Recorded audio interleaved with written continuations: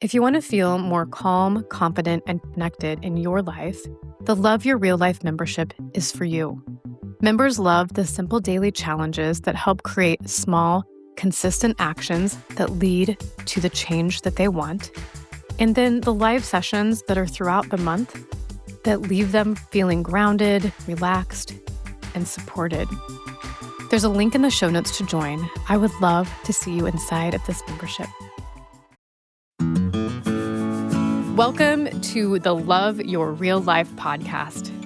I'm Faith Lauterbach, and this is a space to help you heal, rebuild, and create a life you truly love, even if it looks different than you imagined. Each week, I'll be sharing tools, encouragement, and real conversations about what it means to move forward after betrayal, heartbreak, or simply life not going as planned.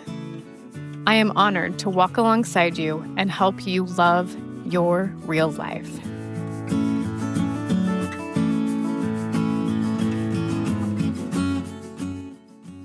Well, hello, and welcome back to the Love Your Real Life podcast. I'm so glad you're here. Today, I want to talk about something that I know in my life I've found influences almost every single thing. It's my thoughts. Now, maybe that sounds weird because you might be thinking, how can I control my thoughts? My thoughts are just my thoughts, they just happen. So I would love to give you another perspective to consider because I know for myself, it has been so impactful and for my clients as well. Thoughts are something that we talk about a lot because our thoughts impact our feelings impact the choices that we make, and those choices that we make impact the way we're living, the life that we have. We all have circumstances, and a lot of times those circumstances are out of our control. And I don't think we necessarily need to be thinking positively all the time. In fact, that's not helpful. That's where we get into this toxic positivity because difficult things happen all of the time. And difficult thoughts happen sometimes. When we become aware of our thoughts and that our thoughts have so much power on how we're feeling and what we're doing, we then can become empowered to change our life, even when the circumstances around us are not ideal. So, if you're ready to go on this journey with me, I'm going to talk about 4 common thoughts that we have as humans that are holding us back from living a life that we love. And for each one, I invite you to do 4 simple things. Notice the thought. Ask yourself if that thought is helping you create the life you want. And consider replacing that thought with something that is true and empowering, and take one small action. Okay, so that's our plan for today and in this podcast. So let's do it. You ready? Okay. So the first thought that I want to share is I don't have enough time. I am just willing to guess that most everybody in this world has thought that at some point or many times. I don't have enough time. Maybe it's I don't have enough time to meal plan. I don't have enough time to work out. I don't have enough time to journal. I don't have enough time to read. And that feels incredibly true. Maybe if we did a complete time audit of our time, of our day, we would discover there's probably some hidden time or time that we're spending in ways that isn't helpful, that we could do the things that we think we don't have time for. But honestly, we don't need to even do the time audit for right now. Instead, let's get curious. Is that thought helping you create the life that you want? Because even if it feels true, I'm guessing it's not helping. It's not helping you. It's not supporting you, and it's not letting you create what you want in your life. So let's think about choosing a thought that is also true. Again, we don't want to do this fake positivity where it's like, I have all the time in the world, because that doesn't feel right. We know we don't have all the time in the world, but we want to choose a thought that's true, that we believe, but moves us towards the life we want instead of keeping us stuck. So maybe it's something like, I can create space for what matters most. Notice how different that feels. Instead of this defeated feeling that I don't have enough time for this thing that I want to do, I can create some space for what matters most or what matters to me, however, whatever feels right to you. So let's play with that a little bit. I can create space for what matters to me. That, for me at least, makes me sit up a little bit taller, feel more empowered. And when we're empowered, we're much more likely to take action. When we feel defeated, that's not a place where we take action from. Maybe that action is meal planning for just one day. Maybe we look at our calendars and we think, you know, Wednesdays is a day that's a little bit lighter, or we don't have a bunch of things in the evening. So I'm going to meal plan for Wednesdays. Or maybe it is the busiest day in your week. And you think, I'm going to do a crock pot meal every week for that. I'm going to find a crock pot dump meal that I can do every Thursday because Thursday nights are really hectic. Pick one night a week to start. And then again, I'm creating space for what matters most. I'm creating space for what matters to me. I'm creating space that gives me more time. Maybe you think I don't have time to work out. I can create space for what matters to me. And so maybe it's setting a timer for 5 minutes and doing a different body weight exercise each minute. So we're going to do some jumping jacks the first minute, some squats the second minute, some high knees the third minute, some lunges the fourth minute, and some sit ups the fifth minute. Maybe it's grabbing a notebook, or maybe if you can't find the time to journal, it's grabbing a notebook and journaling for 5 minutes before bed. Keeping that notebook right beside your bed before when you get into bed, the first thing you do, grab that journal, set a timer for 5 minutes.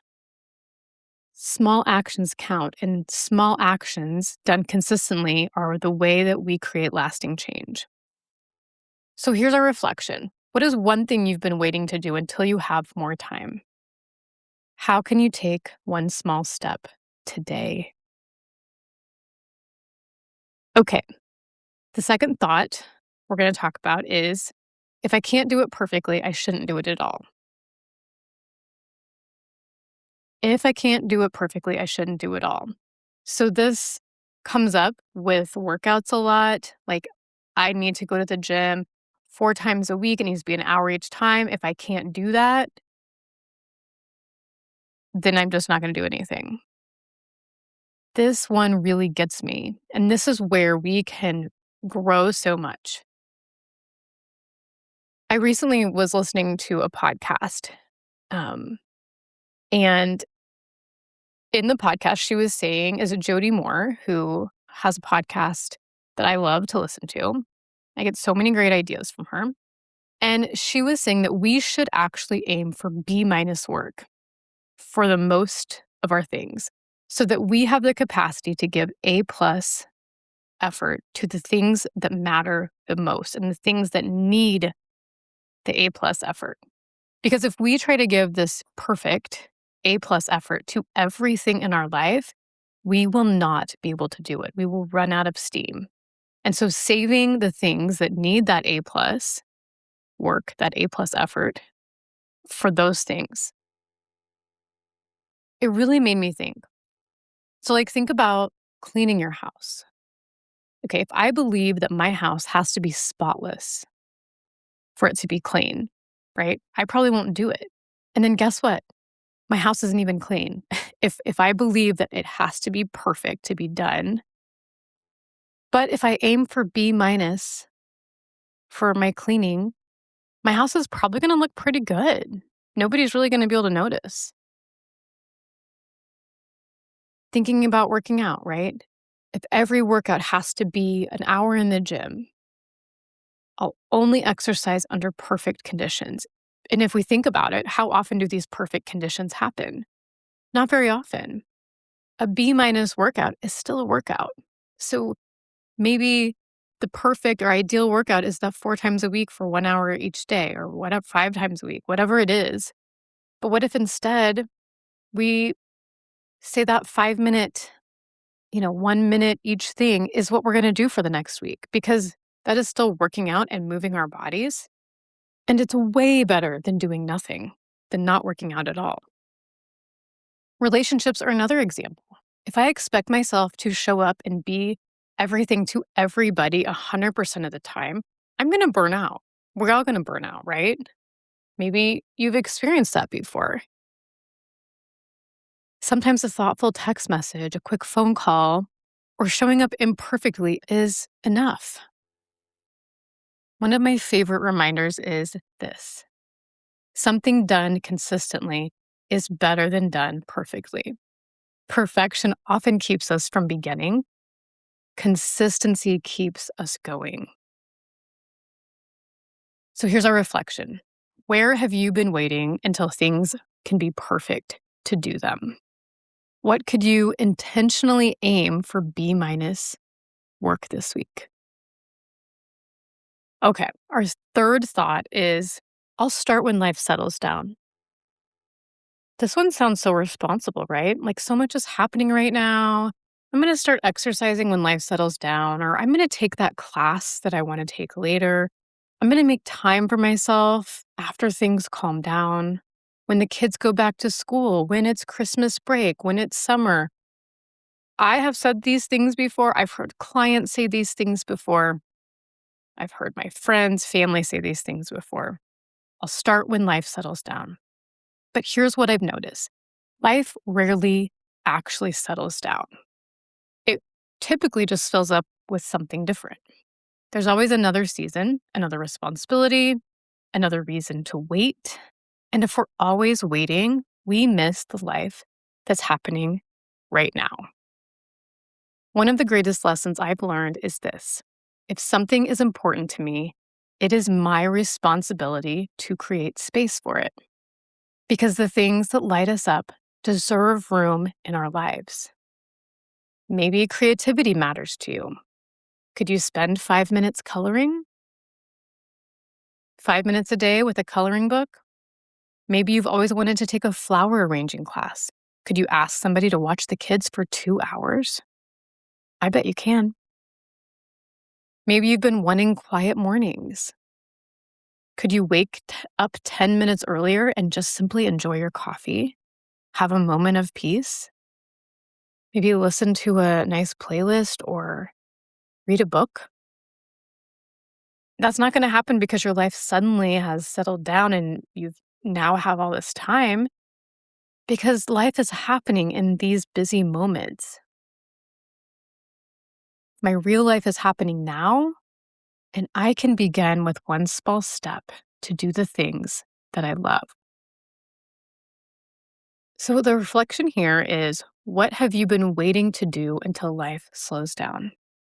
And what is one small step that you can take this week to do what lights you up? Okay, so the thought number 4, I've tried before, so it probably won't work. This one feels pretty convincing, right? We have actual proof that it won't work because we have tried it before. So the thought that we can look at replacing this with that's more empowering. Every attempt teaches me something. Progress comes from learning, not perfection. Because here's the thing, past you tried this before, another version of you tried this before, not today's you. Since then, I bet you have gained experience, you've learned, you've grown, you've overcome challenges you didn't even know that were preparing you. This version of you listening today is different than the version that tried the thing before. And maybe that thing that's still in your heart that keeps showing up is there for a reason. I'm going to give you a few examples of like famous people just because those are to the extreme versions that we see, people that you know, but I bet that you can think of these in your own life. You can think of these in your friends, your family's life too, of things that have happened like this. But if you can't, I'm going to give you some ones that you probably maybe have heard of before, but we'll put some focus back on it. Let's take a couple of big examples of this. Michael Jordan. Regardless, there's a couple different reports on what happened exactly, but he at least did not initially make his high school varsity basketball team. He became, obviously, one of the best basketball players in the world.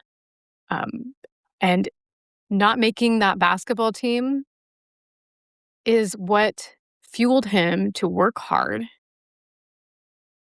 And so, not being ready for this next level today does not mean that you cannot grow into it. J.K. Rowling, she spent 5 years writing the first Harry Potter book. After she finished it, her literary agent spent about a year trying to find a publisher. And many publishers turned it down before someone finally accepted it. The series later became one of the most successful book series in history. So I think our lesson here is that rejection does not necessarily mean your idea is bad. Sometimes it means you have not reached the right person yet. Oprah Winfrey. In her early television career, she struggled with traditional news anchoring. She was removed from the 6 o'clock news, which she thought was where she was supposed to be. She was removed from that 6 o'clock news and moved into that early morning time slot. And she later explained that this setback is what led her toward her talk television, where that's her natural ability to connect with people became the strength rather than something she had to suppress. She went on to own and produce her nationally syndicated talk show. So I think our lesson here is sometimes what looks like failure or setback is actually pointing us towards something better. So all three of these big examples are showing us that just because we tried something and it didn't work does not mean that it won't work when we try it again. Maybe we learn that we need some more skills to do what we want to do, right? Like Michael Jordan here. Maybe it's, I know this is a great idea, but I need to find the right way to connect, like J.K. Rowling. Or maybe it's Oprah Winfrey, who learned that she needed to work with her strengths rather than trying to force something else. If any of these people would have gave up because they thought I had already tried this, it's not going to work, think about what would be missing from this world. So these experiences, these lessons became part of their story. Failure was not proof that they should stop. It was just part of this path. So every attempt teaches you something. Usually progress comes from learning, not from just knowing how to do something the first time. I mean, even think about, when you learn to walk as a toddler, right? Like if you couldn't do it the first time, it took multiple attempts of trying it, of falling down. What would happen if we just said, "Oh, I've tried this, it's not gonna work?" We'd have a lot of people that didn't even know how to walk, you know? I know that's kind of a silly example, but really, just because you have tried something does not mean that it won't work. So my reflection for this thought is, what have you written off because you've tried before? What is still on your heart? And I want you to consider trying it again, not from the person that you were, but with the tools and the skills that you have now. So, as we wrap up today, I don't want you to leave here thinking that you have to change every thought that you have. But I do think having awareness of our thoughts and asking ourselves, is this thought helping me or holding me back? Having that question, having that curiosity, and just noticing, is there a thought that's also true, but would be more helpful in helping me move forward? Notice the thoughts that show up throughout your day, what makes you feel stuck. And yeah, that simple question, is this thought helping me create the life I want? And if the answer is no, see if you can replace it with something that is true and helps you move forward. Not because positive thinking magically changes our lives and that we should never have a negative thought, but our thoughts influence how we feel. And our feelings influence what we do. And our daily actions, those things that we do, become the life that we're living. This is how we begin creating a life that we truly love. A small thought, a small action, a small step at a time. Thank you so much for joining me today. And if this episode encouraged you, would you share it with a friend who might need to hear it too? And before I go, I'd love to leave you with one final question. What thought has been quietly shaping your life? And what new thought are you ready to believe instead? Feel free to reach out and share it with me. And I'd love to hear if this episode helped you with something that you have been kind of stuck in thinking. If you want more guidance around this is something that I do all of the time with my clients, with our membership. And inside the membership, we actually discuss this and think about this every week. Every Tuesday, we have a Turn It Around Tuesday where we turn a common thought around into a thought that would be more helpful and empowering. So if you're needing more support with this, there are a couple of different ways that I can help you. So reach out, look in the show notes, book a coaching session where we can dive into this more. Join the membership where we do this each Tuesday. Just know that you don't have to be stuck in these thoughts that are holding you back. There is a way forward to help you love your life. All right, let's talk soon. Thank you so much for listening to the Love Your Real Life podcast. I hope that today's episode was just what you needed. Be sure to subscribe to the podcast so you never miss an episode. And if you're looking for more support, check out the show notes for how to connect. Remember, no matter what your story holds, you are worthy of living a life that you love. Talk to you soon.